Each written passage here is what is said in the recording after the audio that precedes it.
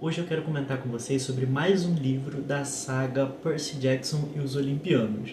Normalmente eu sou bem crítico aos livros dessa saga, mas hoje eu decidi comentar mais esse livro e sobre a minha experiência com o audiobook do livro. Esse foi um livro que eu escutei ele através do Spotify e foi uma experiência bem interessante.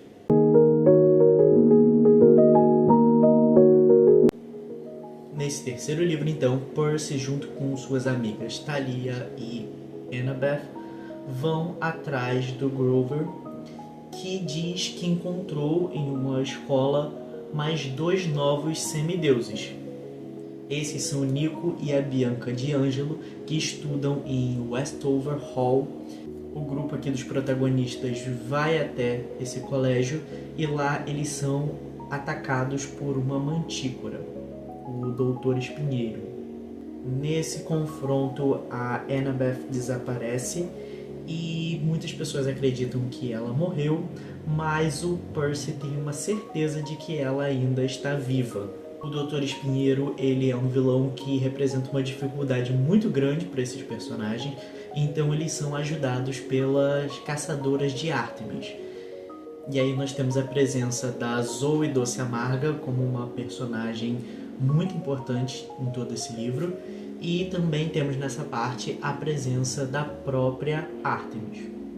A Ártemis também desaparece e o Percy tem sonhos de que a Annabeth e a Ártemis estão sendo mantidas prisioneiras por um general.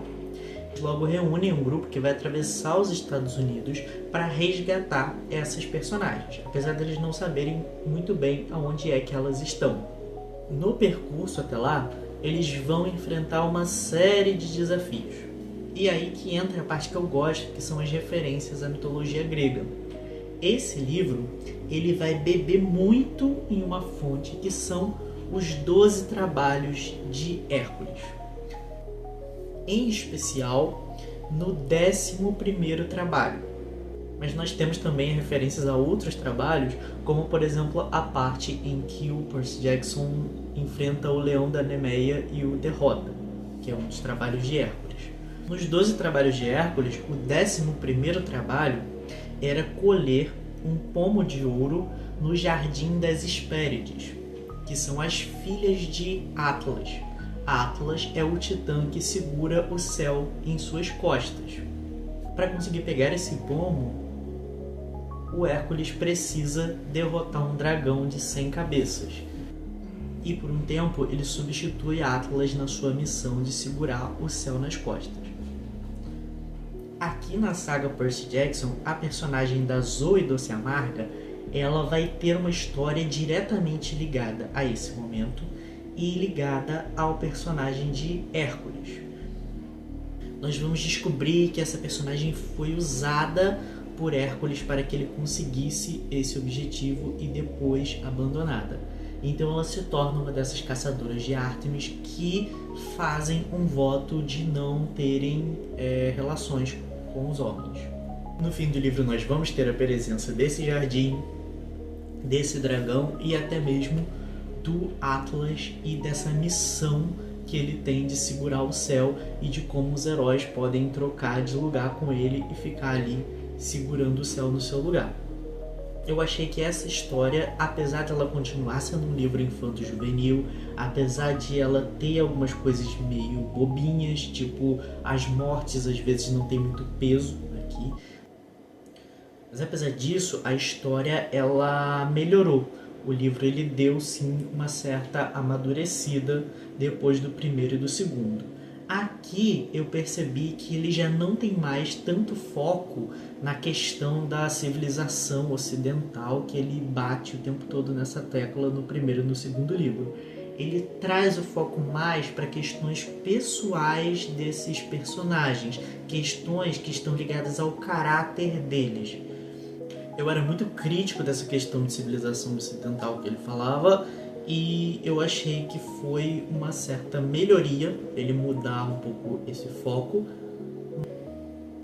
mas ao mesmo tempo ainda não ficou claro para mim qual vai ser o novo foco dessa história. Eu decidi escutar esse livro na forma de um audiobook que eu encontrei no Spotify. Eu não tinha tido a experiência ouvindo audiobooks ainda e eu resolvi tentar. Então eu tenho o costume de ler livros antes de dormir e eu decidi fazer isso com esse audiobook. Não deu certo. Por quê? Porque eu começava a escutar o livro, então eu dormia escutando e depois eu não sabia como voltar na parte que eu tinha parado. Mas no último fim de semana eu fiz uma viagem e aí durante a viagem eu não gosto de ler porque me dá dor de cabeça, então eu resolvi escutar o audiobook e aí deu muito certo e eu consegui terminar a história. Então, para quem passa, por exemplo, muitas horas no transporte indo trabalhar, pode ser uma boa pedida escutar um audiobook. Mas para mim a experiência de ler antes de dormir, pelo menos, não deu certo. Talvez por esse livro ser infanto-juvenil e ter uma certa leveza, isso me ajudou a manter a concentração ali na história enquanto eu apenas escutava. Talvez se fosse uma leitura mais densa, eu me perderia nos pensamentos e não conseguiria prestar tanta atenção. Eu vou tentar fazer outras escutas de audiobooks para ter essa experiência em diversos tipos de leitura. E aí eu compartilho aqui com vocês futuramente. Pensando também em aproveitar os próximos livros dessa saga Percy Jackson para ter experiências diferentes com leituras. Acho que pode ser interessante.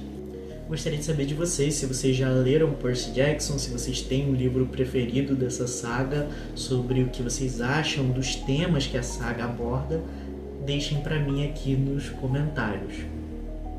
E se você gostou desse vídeo, não esqueça de deixar o like aqui embaixo e se inscrever no nosso canal para não perder os próximos conteúdos, certo?